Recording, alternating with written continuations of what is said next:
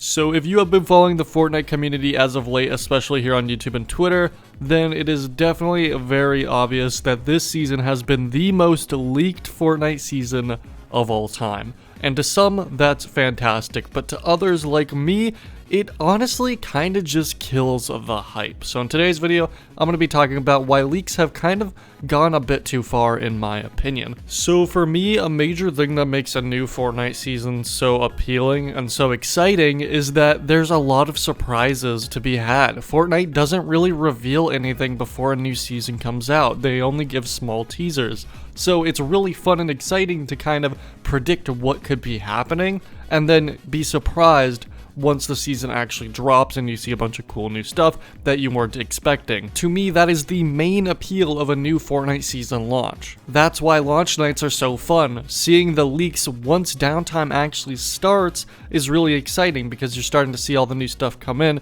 as the season is getting ready to come out. But the issue we have here is that all these leaks that you would see during downtime are now being leaked an entire week before the season comes out. And this isn't necessarily a new problem either, as gradually over time, each season has seen more and more severe leaks before it actually releases. And now we're at the point where we literally know the entire battle pass, what weapons are coming to the game, the theme, the POIs, and all that kind of stuff. We even have info on brand new mechanics, brand new augments, and things like that. Literally almost every single detail of this season has been spoiled through leaks, and there is a chance that there's some stuff we haven't seen, but I think it's very unlikely given how much stuff we've actually heard about. Now, there's a few main arguments against this, with the biggest one obviously being if you don't like leaks, just avoid them, block them on Twitter, hide those words, do whatever you can to just avoid spoilers and all that kind of stuff. And while I think for a good amount of the community that could work, people who are more involved in the community, specifically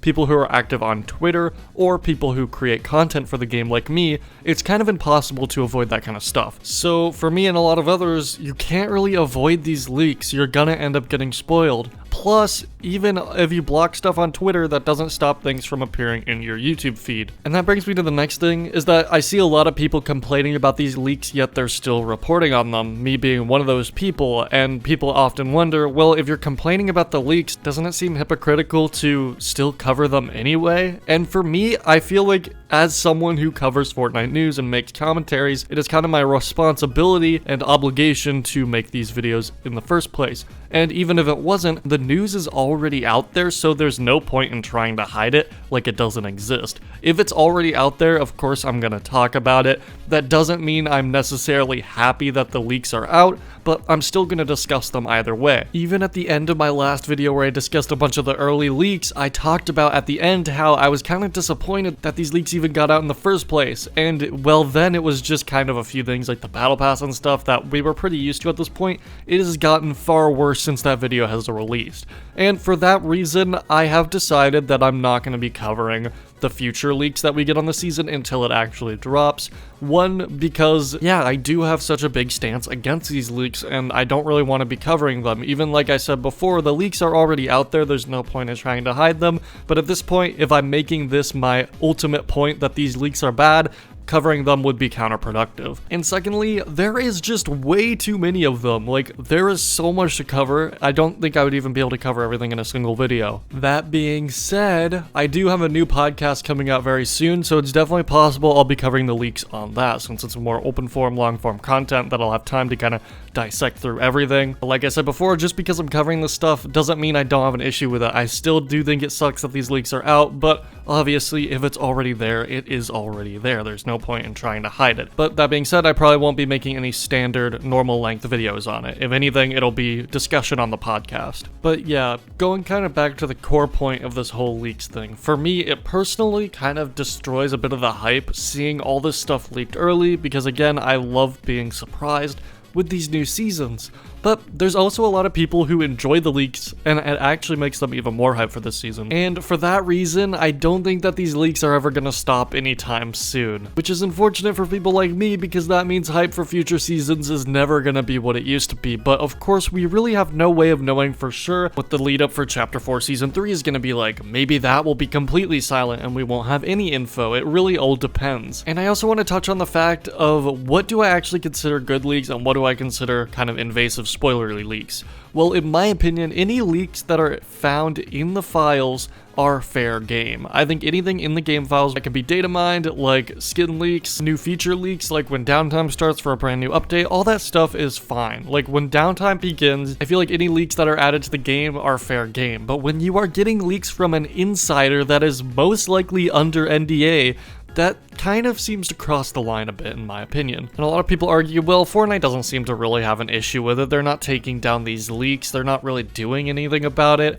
But in my opinion, that doesn't make it better. That just kind of ensures that this stuff is going to continue to happen in the future. And yes, there's a lot of exciting things in these leaks, and I definitely have excitement for the season from what we've heard about. I think the season has a lot of potential to be really good, but it also would have been really cool if we saw this stuff when the season dropped, when downtime began, because I think that's personally a lot more exciting. And going into this season, I don't think there is any point to actually look at leaks during downtime for this season. Like, personally, I'm not gonna even bother waking up early for this season or looking at leaks for downtime. I'm just gonna play it when I have the chance, because I am in no rush to learn more info about the season, since we pretty much already know everything. Like, heck, I don't even think it's worth watching the trailers at this point. I feel like I might just go in and play it without even checking the trailers first like I normally do. The season has been spoiled so much that if I can even just get a sliver of surprises by not watching any of the trailers before I jump into my first match of the season, then I'll take it. There is things we don't know. Technically, we do not know what these new POIs are going to look like. We just know what all of them are going to be. We do not know how these weapons are going to function. We don't know exactly how the Battle Pass skins are going to look in game.